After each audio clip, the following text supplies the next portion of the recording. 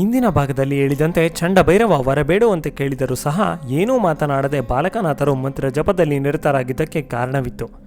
ಉದಯನಾಥ ಗುರುಗಳು ಮುಂಚೆಯೇ ಹೇಳಿ ಕಳಿಸಿರ್ತಾರೆ, ಯಾವುದೇ ಕಾರಣಕ್ಕೂ ಚಂಡಭೈರವ ಭೋಗಗ್ರಹಣದ ನಂತರ 3 ಬಾರಿ ವರ ಬೇಡುವಂತೆ ಕೇಳುವವರೆಗೂ ಏನೂ ಉತ್ತರಿಸದೆ ಮಂತ್ರ ಜಪದಲ್ಲಿ ಲೀನವಾಗಿರಬೇಕೆಂದು.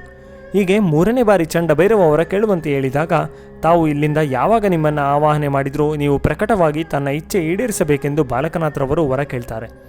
ತಥಾಸ್ತು ಎಂದು ಚಂಡಭೈರವ ಮರುಕ್ಷಣ ಅದೃಶ್ಯರಾದರು. ಈ ಪರಿಕ್ರಮದಲ್ಲಿ ಬಾಲಕನಾಥರಿಗೆ ಚಂಡಭೈರವ ಸಿದ್ಧಿ ನೆರವೇರಿತ್ತು. ಮರುದಿನ ಶಿಷ್ಯನ ಪ್ರಸನ್ನ ಚಿತ್ತದಿಂದಲೇ ಇದನ್ನರಿತ ಗುರುಗಳು, ಇಲ್ಲಿಗೆ ನಿಮ್ಮ ಸಾಧನೆ ಮುಗಿದಿಲ್ಲ, ಬದಲಿಗೆ ಶುರುವಾಗಿದೆ. ಚಂಡಭೈರವನ ಸಿದ್ಧಿಯ ನಂತರ ನೀವಿನ್ನೂ ಕಪಾಲ ಭೈರವನನ್ನು ಒಲಿಸಿಕೊಳ್ಳಬೇಕೆಂದು ತಿಳಿಸ್ತಾರೆ. ಕಪಾಲ ಭೈರವ ಕೂಡ ಅಷ್ಟಭೈರವರಲ್ಲಿ ಒಬ್ಬರಾಗಿದ್ದಾರೆ. ಅಷ್ಟೇ ಅಲ್ಲ, ಚಂಡಭೈರವರಿಗಿಂತ ಉಗ್ರ ಸ್ವರೂಪ ಇವರದ್ದು. ಕಪಾಲ ಭೈರವನಿಗೆ ಪ್ರತಿದಿನ ಒಂದು ಪಾತ್ರೆಯಲ್ಲಿ ಮದಿರೆಯನ್ನಿಟ್ಟು 40 ದಿನಗಳವರೆಗೆ ಈ ಸಾಧನೆಯನ್ನು ನಡೆಸಬೇಕಿತ್ತು ಮತ್ತು 30 ದಿನಗಳ ನಂತರ ಮದಿರೆಯ ಜೊತೆಗೆ ಹಲವು ನೈವೇದ್ಯಗಳನ್ನು ಇಡಬೇಕಿದ್ದು, ಕಪಾಲ ಭೈರವನ ಗಣಗಳು ಬಂದು ಮದಿರೆಯ ಜೊತೆಗೆ ನೈವೇದ್ಯವನ್ನು ಸ್ವೀಕರಿಸಿ ಹೋಗ್ತವೆ. ಅಷ್ಟು ಸಾಲದೆಂಬಂತೆ ಸಾಧನೆಯನ್ನು ಅರ್ಧದಲ್ಲೇ ಬಿಟ್ಟು ಹೋಗುವಷ್ಟು ಭಯಂಕರ ಶಬ್ದ ಮತ್ತು ಅಡಚಣೆಗಳು ಎದುರಾಗ್ತವೆ. ಇದಕ್ಕೆಲ್ಲ ಭಯಪಡದೆ ಸಾಧನೆಯನ್ನು ಯಾವ ಕಾರಣಕ್ಕೂ ನಿಲ್ಲಿಸಬಾರದೆಂದು ಎಚ್ಚರಿಸಿ ಹೇಳ್ತಾರೆ ಗುರುಗಳು. ಗುರುಗಳ ಸೂಚನೆಯಂತೆ ಸಾಧನೆ ಶುರು ಮಾಡಿದ ಬಾಲಕನಾಥರಿಗೆ ಅವರು ಹೇಳಿದ ಎಲ್ಲ ಸಂಗತಿಗಳು ಅನುಭವಕ್ಕೆ ಬಂದು ಎದೆಗುಂದದ ಗುರುಗಳ ರಕ್ಷಾ ಕವಚದ ಸಹಾಯದಿಂದ ಸಾಧನೆಯ 39 ದಿನಗಳು ಮುಗಿದಿತ್ತು. ಕಡೆಯ ದಿನ ಕಪಾಲ ಭೈರವ ಪ್ರಕಟವಾಗುವ ದಿನವದು. ಈ ಸಾಧನೆಯ ಪ್ರಕಾರ ಕಪಾಲ ಭೈರವ ಪ್ರಕಟವಾದ ನಂತರ ಅವರ ಕೈಯಲ್ಲಿರುವ ಕಪಾಲ ತುಂಬಿ ಹರಿಯುವಷ್ಟು ಮದಿರೆಯನ್ನು ಒಂದೇ ಬಾರಿಗೆ ಸಾಧಕ ಅದರೊಳಗೆ ಸುರಿಯಬೇಕು. ಮದಿರೆ ಕಪಾಲದಲ್ಲಿ ತುಂಬಿ ಕೆಳಗೆ ಬೀಳದೇ ಇದ್ದರೆ ಕಪಾಲ ಭೈರವ ಕ್ರೋಧಿತಗೊಂಡು ತಮ್ಮ ಖಡ್ಗದಿಂದ ಸ್ವತಃ ಸಾಧಕನ ಶಿರಚ್ಛೇದ ಮಾಡುವಂತಹ ಉಗ್ರ ಸಾಧನೆ ಇದು. 40ನೇ ದಿನದ ಕಪಾಲ ಸಾಧನೆ ಶುರುವಾಗಿತ್ತು. ಉಗ್ರ ಮಂತ್ರ ಪಠಣೆ ತೀವ್ರವಾಗಿತ್ತು. ಇಡೀ ಬ್ರಹ್ಮಾಂಡದ ಕಡುಕತ್ತಲು ಸ್ಮಶಾನವನ್ನೇ ಆವರಿಸಿತ್ತು. ಎಲ್ಲಿ ಕಣ್ಣಾಯಿಸಿದರೂ ಕತ್ತಲು.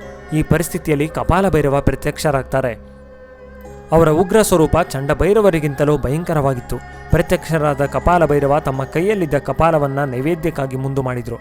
ಬಾಲಕನಾಥರವರು ಕಲಶ ರೂಪದ ಪಾತ್ರೆಯಿಂದ ಮದಿರೆಯನ್ನು ತುಂಬಲು ಶುರು ಮಾಡಿದರು.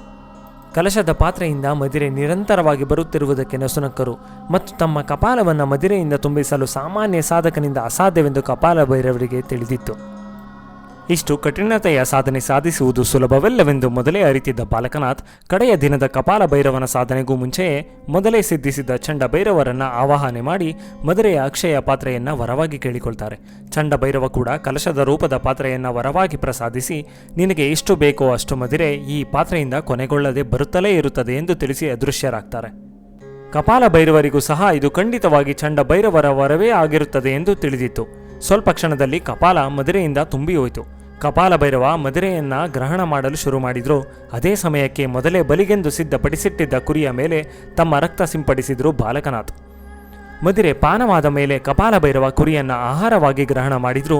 ಇಷ್ಟು ಕ್ರಿಯೆಗಳ ನಂತರ ಪ್ರಸನ್ನರಾದ ಕಪಾಲ ಭೈರವ ಬಾಲಕನಾಥರಿಗೆ ವರದಾನದ ಇಚ್ಛೆಯನ್ನು ಕೇಳಿದ್ರು. ಮೊದಲಿನಂತೆಯೇ ತಾವು ಇಲ್ಲಿಂದ ಯಾವಾಗ ನಿಮ್ಮನ್ನು ಆವಾಹನೆ ಮಾಡಿದರೂ ಸಹ ನೀವು ಪ್ರಕಟವಾಗಿ ತನ್ನ ಇಚ್ಛೆ ಈಡೇರಿಸಬೇಕೆಂದು ಬಾಲಕನಾಥರವರು ವರವಾಗಿ ಬೇಡಿದ್ದಾರೆ. ವರದಾನ ಪ್ರಸಾದಿಸಿದ ಕಪಾಲ ಭೈರವರು ಅದೃಶ್ಯರಾದರು. ಸಾಧನೆಯ ಮರುದಿನ ಗುರುಗಳಿಗೆ ಕಪಾಲ ಭೈರವ ಸಿದ್ಧಿ ಯಶಸ್ವಿಯಾಗಿರುವುದು ತಿಳಿಯುತ್ತೆ. ತಮ್ಮ ಅದೇ ಸಮಚಿತ್ತದಿಂದ ಬಾಲಕನಾಥರಿಗೆ ಮತ್ತೊಂದು ಕೊನೆಯ ಸಾಧನೆ ಬಾಕಿ ಇರುವುದಾಗಿ, ಮತ್ತದು ಮೊದಲಿನ ಭೈರವ ಸಾಧನೆಗಳಿಗಿಂತ ಸರಳ ಸಿದ್ಧಿ ಎಂದು ತಿಳಿಸಿ ಹೇಳ್ತಾರೆ. ಅದು ಕರ್ಣಪಿಶಾಚಿನಿ ಸಿದ್ಧಿಯಾಗಿತ್ತು. ಈ ಸಿದ್ಧಿಯ ನಂತರ ಸಾಧಕನ ಕಿವಿಯಲ್ಲಿ ಕರ್ಣಪಿಶಾಚಿನಿ ಯಾವುದೇ ವ್ಯಕ್ತಿಯ ಭೂತಕಾಲ ಮತ್ತು ವರ್ತಮಾನ ಕಾಲವನ್ನು ಪಿಸುಗುಟ್ಟು ಹೇಳ್ತಿದ್ಲು. ಕರ್ಣಪಿಶಾಚಿನಿ ಸಿದ್ಧಿಯ ಹಲವು ಮಾರ್ಗಗಳ ಬಗ್ಗೆ ವಿವರವಾಗಿ ಪ್ರತ್ಯೇಕ ವಿಡಿಯೋದಲ್ಲಿ ತಿಳಿಸ್ತೇನೆ. ನಮ್ಮನ್ನು ಬೆಂಬಲಿಸೋದಕ್ಕೆ ಈ ವಿಡಿಯೋವನ್ನು ಲೈಕ್ ಮಾಡಿ, ನಮ್ಮ ಒಂದು ಕತೆ ಇಲ್ಲ ಚಾನಲನ್ನು ಸಬ್ಸ್ಕ್ರೈಬ್ ಮಾಡಿ ಮತ್ತು ಹೊಸ ವಿಡಿಯೋಗಳ ನೋಟಿಫಿಕೇಷನ್ಗಳಿಗಾಗಿ ಬೆಲ್ ಐಕಾನ್ ಮೇಲೆ ಕ್ಲಿಕ್ ಮಾಡಿ. ಗುರುಗಳ ಮಾರ್ಗದರ್ಶನದಲ್ಲಿ ಕರ್ಣಪಿಶಾಚಿನಿ ಸಾಧನೆ 21 ದಿನಗಳವರೆಗೆ ನಡೆದಿತ್ತು. ಮೊದಲಿನ 2 ಸಾಧನೆಗಳಿಗಿಂತ ಈ ಸಾಧನೆ ಸರಳವಾಗಿದ್ದರಿಂದ ಬಾಲಕನಾಥರವರು ಸಲೀಸಾಗಿ ಇದರಲ್ಲಿ ಯಶಸ್ವಿಯಾಗಿದ್ದರು. ಸಾಧನೆಯ ನಂತರ ಬಾಲಕನಾಥರವರು ಗುರುಗಳಿಗೆ ಕೇಳ್ತಾರೆ, ಕರ್ಣಪಿಶಾಚಿನಿ ಸಿದ್ಧಿಯ ಅಗತ್ಯವೇನಿತ್ತೆಂದು. ಅದಕ್ಕುತ್ತರಿಸಿದ ಉದಯನಾಥ ಗುರುಗಳು, ನಿಮ್ಮ ವೈರಿಗಳ ಮೇಲೆ ಪ್ರತೀಕಾರ ತೀರಿಸಿಕೊಳ್ಳುತ್ತಿರುವಾಗ ಆ ವ್ಯಕ್ತಿಗಳ ಮೇಲೆ ಯಾವ ಪರಿಣಾಮ ಬೀರುತ್ತಿದೆ ಎಂಬುದನ್ನು ವರ್ತಮಾನದಲ್ಲಿ ನಿಮಗೆ ತಿಳಿಸಲು ಯಾರಾದರೂ ಒಬ್ಬರು ಇರಲೇಬೇಕಲ್ಲ, ಅದೇ ಕರ್ಣಪಿಶಾಚಿನಿ. ಸಾಧನೆಗಳೆಲ್ಲ ಮುಗಿದ ನಂತರ ಪ್ರತೀಕಾರಕ್ಕೆ ಸಿದ್ಧವಾಗಿದ್ದರು ಬಾಲಕನಾಥರವರು. ಮೊದಲನೆಯದಾಗಿ ಸಿದ್ಧಿಸಿದ್ದ ಕರ್ಣಪಿಶಾಚಿನಿಗೆ ತಮ್ಮ 4 ವೈರಿಗಳು ಎಲ್ಲಿದ್ದಾರೆಂದು ಪ್ರಶ್ನೆ ಮಾಡಿದರು. 4ರಲ್ಲಿ 3 ಜನರು ಅಲಹಾಬಾದ್ ಅಂದರೆ ಈಗಿನ ಪ್ರಯಾಗ್ರಾಜ್ನಲ್ಲಿ, ಮತ್ತೊಬ್ಬ ವ್ಯಕ್ತಿ ಬೇರೆ ಸ್ಥಳದಲ್ಲಿ ಇರುವುದಾಗಿ ಉತ್ತರಿಸ್ತಾಳೆ. ಬಾಲಕನಾಥರವರ 4 ವೈರಿಗಳ ಹೆಸರು ಬೆರುಮಲ್, ಗೋಪಾಲ ತಂಡನ್, ವೀರೇಂದ್ರ ಮೆಹ್ರಾ ಮತ್ತು ದೇವಚಂದ್ ಬನ್ಸಲ್ ಆಗಿತ್ತು. ಇವರಲ್ಲಿ ಬೆರುಮಲ್ ಎಂಬಾತ ಬಾಲಕನಾಥರವರ ಪೂರ್ವಾಶ್ರಮದಲ್ಲಿ ನಡೆದ ಘಟನೆಗೆ ಸಂಚು ರೂಪಿಸಿದ್ದವನು. ಹಾಗಾಗಿ ಅವನ ಮೇಲೆಯೇ ಮೊದಲು ಪ್ರತೀಕಾರ ತೀರಿಸಿಕೊಳ್ಳುವುದಕ್ಕೆ ನಿರ್ಧರಿಸಿ ಬಾಲಕನಾಥ್ ಅಲಹಾಬಾದ್ನಲ್ಲಿನ ಅವನ ಮನೆಯ ಮುಂದೆ ಬಂದು ನಿಲ್ತಾರೆ. ಮಧ್ಯಾಹ್ನದ ಸಮಯವದು. ಅದೇ ಸಮಯಕ್ಕೆ ಬೆರುಮಲ್ ಮನೆಯ ಆಚೆ ಬಂದು ನೀರಿನಲ್ಲಿ ಬಾಯಿ ಮುಕ್ಕಳಿಸಿ ಉಗುಳುತ್ತಿದ್ದ. ಸಾಧು ವೇಷದಲ್ಲಿ ನಿಂತಿದ್ದ ಬಾಲಕನಾಥರವರು ಬೆರುಮಲ್ನಿಗೆ ತನ್ನ ಗುರುತು ಸಿಕ್ತಾ ಎಂದು ಪ್ರಶ್ನಿಸಿದರು. ಸಾಧನೆಯ ಹಾದಿಯಲ್ಲಿ ದೈಹಿಕವಾಗಿ ಬದಲಾಗಿದ್ದ ವೇದಪ್ರಕಾಶ್ ಶರ್ಮರನ್ನ ಆತ ಗುರುತಿಸಲಾಗಲಿಲ್ಲ.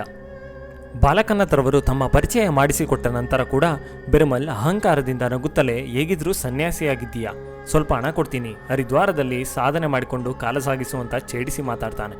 ಕುಪಿತಗೊಂಡ ಬಾಲಕನಾಥ್ ಇನ್ನು 3 ದಿನಗಳ ನಂತರ ನೀನು ಬದುಕಿರುವುದೆಲ್ಲವೆಂದು ಎಚ್ಚರಿಕೆ ನೀಡ್ತಾರೆ. ಅವರ ಮಾತಿಗೆ ನಕ್ಕು ಬೆರುಮಲ್ ಮನೆಯೊಳಗೆ ನಡೆದ. ಬಾಲಕನಾಥರವರು ಅಲ್ಲಿಂದ ಹೊರಡುವ ಮೊದಲು ಬೆರುಮಲ್ ಬಾಯಿ ಮುಕ್ಕಳಿಸಿ ಉಗಿದಿದ್ದ ನೀರು ಮಿಶ್ರಿತ ಮಣ್ಣನ್ನು ಎತ್ತಿಟ್ಟುಕೊಂಡ್ರು. ಅಭಿಚಾರ ಕ್ರಿಯೆಯಲ್ಲಿರುವ ಮಾರಣ, ಮೋಹನ, ಉಚ್ಚಾಟನ, ವಶೀಕರಣ, ಸ್ತಂಭನ ಮತ್ತು ವಿದ್ವೇಷಣಗಳನ್ನು ಷಟ್ಕರ್ಮಗಳೆಂದು ಕರೆಯಲಾಗುತ್ತೆ. ಇವುಗಳಲ್ಲಿ ಒಂದಾದ ಮಾರಣ ಎಂಬ ಅಭಿಚಾರ ಕ್ರಿಯೆಯ ಮೂಲಕ ಬೆರುಮಲ್ ಮನೆಯ ಬಳಿಯಿಂದ ತಂದ ಮಣ್ಣಿನ ಜೊತೆ ಗೊಂಬೆಯಂಥ ಆಕೃತಿಯೊಂದಿಗೆ ತಾಳೆ ಮಾಡಿ ತಯಾರಿಸಿದ ಯಂತ್ರದ ಮೇಲಿಟ್ಟು ಅದೇ ದಿನ ರಾತ್ರಿ ಬೆರುಮಲ್ನ ಮೇಲೆ ಆಕ್ರಮಣ ಮಾಡ್ತಾರೆ. ಅಭಿಚಾರ ಕ್ರಿಯೆಯ ಮೂಲಕ ಮೊದಲು ಬೆರುಮಲ್ನ ಖಾಸಗಿ ಭಾಗವನ್ನು ನಿಷ್ಕ್ರಿಯಗೊಳಿಸಿದರು. ಮತ್ತೊಂದು ಕಡೆ ಬೆರುಮಲ್ನಿಗೆ ಅವನ ಖಾಸಗಿ ಅಂಗದಲ್ಲಿ ತಡೆಯಲಾಗದ ನೋವು ಶುರುವಾಗಿತ್ತು. ಇದೇ ಕ್ರಮವಾಗಿ ಬೆರುಮಲ್ನಿಗೆ ಮತ್ತಷ್ಟು ನೋವು ನೀಡಲಾಗಿತ್ತು. 3ನೇ ದಿನದಲ್ಲಿ ಬೆರುಮಲ್ನಿಗೆ ವೇದಪ್ರಕಾಶ್ ಶರ್ಮ ಹೇಳಿದ ಮಾತುಗಳ ನೆನಪಾಗಿ ತನ್ನ ಕುಟುಂಬದವರಿಗೆ ನಡೆದದ್ದನ್ನು ಹೇಳಲು ನಿರ್ಧರಿಸಿದ. ಅತ್ತ ಪ್ರತಿಕ್ಷಣದ ಮಾಹಿತಿ ಕರ್ಣಪಿಶಾಚಿನಿಯ ಮೂಲಕ ಬಾಲಕನಾಥರಿಗೆ ತಿಳಿತಾ ಇತ್ತು. ಬೆರುಮಲ್ ಅವನ ಕುಟುಂಬದವರಿಗೆ ಎಲ್ಲವನ್ನ ಹೇಳುವುದಕ್ಕೆ ಅವಕಾಶ ಕೊಡಬಾರದೆಂದು ಬಾಲಕನಾಥರವರು ಚಂಡ ಭೈರವನನ್ನು ಆವಾಹಿಸಿ ಬೆರುಮಲ್ನನ್ನೇ ನೈವೇದ್ಯವಾಗಿ ಅರ್ಪಣೆ ಮಾಡುವುದಾಗಿ ಇಚ್ಛೆ ತಿಳಿಸ್ತಾರೆ. ಅದರಂತೆ ಚಂಡಭೈರವ ಬೆರುಮಲ್ನನ್ನು ಸಂಹರಿಸ್ತಾರೆ. ಮುಂದಿನ ಗುರಿ ಗೋಪಾಲ ತಂಡನ್ನಾಗಿದ್ದ. ಇದೇ ರೀತಿ ಕರ್ಣಪಿಶಾಚಿನಿಯ ಪ್ರತಿಕ್ಷಣದ ಮಾಹಿತಿ ಜೊತೆಗೆ ಚಂಡಭೈರವ ಮತ್ತು ಕಪಾಲ ಭೈರವರ ಮೂಲಕ ತಮ್ಮ ಪ್ರತೀಕಾರವಾಗಿ ಗೋಪಾಲ ತಂಡನ್, ವೀರೇಂದ್ರ ಮೇಹರ ಮತ್ತು ದೇವಚಂದ್ ಬನ್ಸಲ್ರನ್ನ ಕೊಲ್ತಾರೆ ಬಾಲಕನಾಥರವರು. ಇನ್ನು ಉಳಿದ ಈ 3 ಪ್ರತೀಕಾರದ ಅಭಿಚಾರ ಕ್ರಿಯೆಯ ಅಷ್ಟು ನಿಖರ ವಿಧಿವಿಧಾನಗಳನ್ನು ಹೇಳಲು ಇಲ್ಲಿ ಸಾಧ್ಯವಿಲ್ಲ. ಹೀಗೆ ತಮ್ಮ ಕುಟುಂಬದ ಪರಿಸ್ಥಿತಿಗೆ ಕಾರಣರಾದ ಆ 4ರನ್ನು ಕೊಂದು ಪ್ರತೀಕಾರ ಮುಗಿದಿತ್ತು. ಇಷ್ಟೆಲ್ಲ ಆದರೂ ಸಹ ಬಾಲಕನಾಥರಿಗೆ ಸಮಾಧಾನವಾಗಿರಲಿಲ್ಲ. ನಂತರ ಧ್ಯಾನದಲ್ಲಿ ಇದಕ್ಕೆ ಕಾರಣ ಹುಡುಕಲು ಶುರು ಮಾಡಿದರು. ಅವರಿಗೆ ಸಿಕ್ಕ ಉತ್ತರ, ಪ್ರತೀಕಾರದಿಂದ ಯಾವುದೇ ಕಾರಣಕ್ಕೂ ಸಂತೋಷ, ಶಾಂತಿ, ನೆಮ್ಮದಿ ದೊರೆಯುವುದಿಲ್ಲವೆಂದು. ಅಂದಿನಿಂದ ಕರುಣಾಮಯಿಯಾಗಿ ಬದಲಾದರು. ಪಶ್ಚಾತ್ತಾಪದಿಂದ ತಮ್ಮ ಗುರುಗಳಾದ ಉದಯನಾಥರವರ ಬಳಿ ಬಂದು ತಮ್ಮ ಮನಸ್ಥಿತಿ ವ್ಯಕ್ತಪಡಿಸ್ತಾರೆ.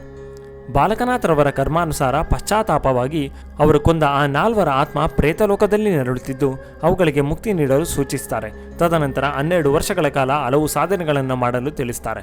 ಅದರಂತೆಯೇ 4ರಿಗೆ ಪರಶುರಾಮ ಕುಂಡದಲ್ಲಿ ಪಿಂಡ ಪ್ರದಾನ ಮಾಡಿ ಮುಕ್ತಿ ನೀಡಿ ನಂತರ ನಾಗಾಸಾಧುವಾಗಿ ದೀಕ್ಷೆ ತೊಟ್ಟು 12 ವರ್ಷಗಳ ಕಾಲ ಹಲವು ಸಾಧನೆಗಳನ್ನು ಮಾಡ್ತಾರೆ. ಅಲ್ಲಿಂದ ಅವರ ಹೆಸರು ಬಾಬಾ ಪ್ರಯಾಗ ಭಾರತಿ ಎಂದು ಬದಲಾಗುತ್ತೆ. ಉಳಿದ ತಮ್ಮ ಕಾಲದಲ್ಲಿ ಗುಜರಾತಿನ ಚೋಟಿಲಾದ ಬಳಿ ಇದ್ದ ಮಾಂಡಲ್ ಎಂಬ ಸ್ಥಳದಲ್ಲಿ ನೆಲೆಸಿದ್ರು ಮತ್ತು ಜನರಿಗೆ ಪ್ರತೀಕಾರದಿಂದ ಎಂದಿಗೂ ಶಾಂತಿ ಸಿಗುವುದಿಲ್ಲ, ಹಾಗಾಗಿ ಒಳ್ಳೆಯದನ್ನೇ ಬಯಸಿ ಒಳ್ಳೆಯದನ್ನೇ ಮಾಡಿರೆಂದು ಸಂದೇಶ ಕೊಡ್ತಾ ನಿರತರಾದರು. ನಮ್ಮನ್ನು ಬೆಂಬಲಿಸೋದಕ್ಕೆ ಈ ವಿಡಿಯೋವನ್ನು ಲೈಕ್ ಮಾಡಿ, ನಮ್ಮ ಒಂದು ಕತೆ ಇಲ್ಲ ಚಾನಲನ್ನು ಸಬ್ಸ್ಕ್ರೈಬ್ ಮಾಡಿ ಮತ್ತು ಹೊಸ ವಿಡಿಯೋಗಳ ನೋಟಿಫಿಕೇಷನ್ಗಳಿಗಾಗಿ ಬೆಲ್ ಐಕಾನ್ ಮೇಲೆ ಕ್ಲಿಕ್ ಮಾಡಿ.